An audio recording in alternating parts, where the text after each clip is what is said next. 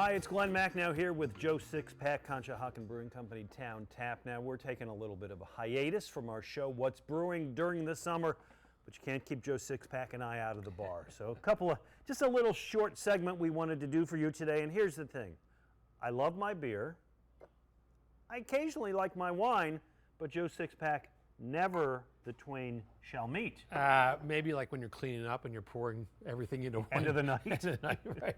But now actually beer, or rather wine and beer, have been sort of a mixed beverage for a while, maybe going way back, but more recently Dogfish Head, for example, had been doing it with a number of different beers. Noble Rot, I believe, is what they make. So they make a beer and then they add grapes or grape juice to it or whatever, and a number of people have been doing it.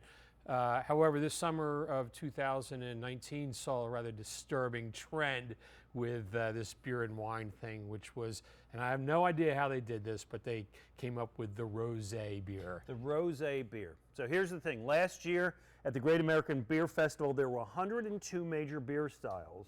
Rosé Beer was not one of them. So it is that new.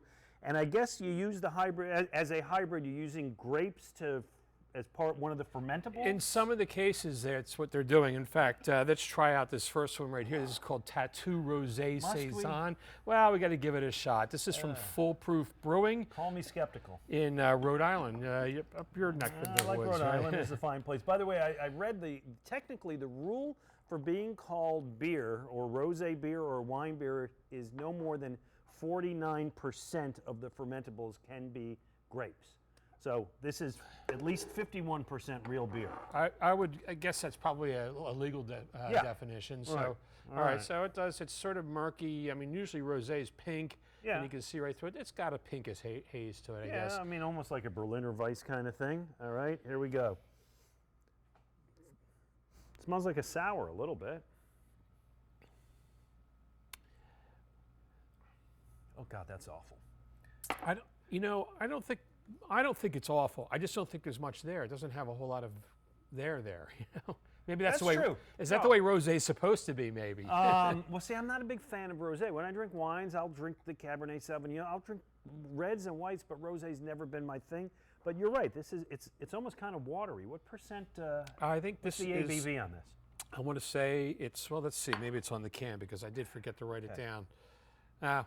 There we go. 6%, 5.9%. So. It does pack a punch. It's a nice, pretty can. Tattoo Rosé Saison. I've gotten more taste out of a 4.2 at the ballpark 25 years ago. Yeah, maybe. I'm surprised. I wouldn't call it awful like you do, and I can see why one would call it awful. It just doesn't really ring my bell that much. And let us be honest. You have both a more refined palate than I do, and more flexible. You like more varieties than I do. I'll drink anything. He'll drink anything is the nice way of saying it. All right. The argument for this is that you're taking two of the most popular beverages in the world. You're combining them into something that, if done correctly, has the best qualities of both and makes something delicious you can't get from one or the other. So far, strike one. So here's a different take on this. This is Crooked Stave. This is their sour rosé, and unlike this one, which the Tattoo, which included grapes, this is made with no grapes. It's made with other fruit, including raspberries and blueberries, and it's aged on oak. Okay. Now this is, I think, a good bit pinker than. Yeah, definitely. Absolutely. Sure. Yes. Already better. So sour, bubbly, elegant. That sounds like rosé to me. Here we go. It smells like a sour for sure. Yeah, it's a sour.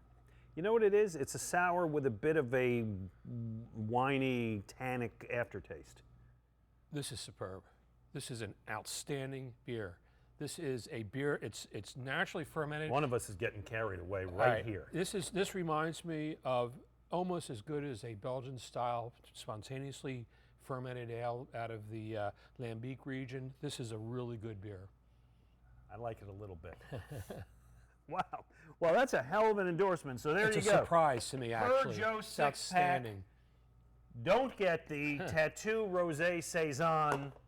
Do get the superb Crooked Stave Artisan Beer Project Sour Rosé.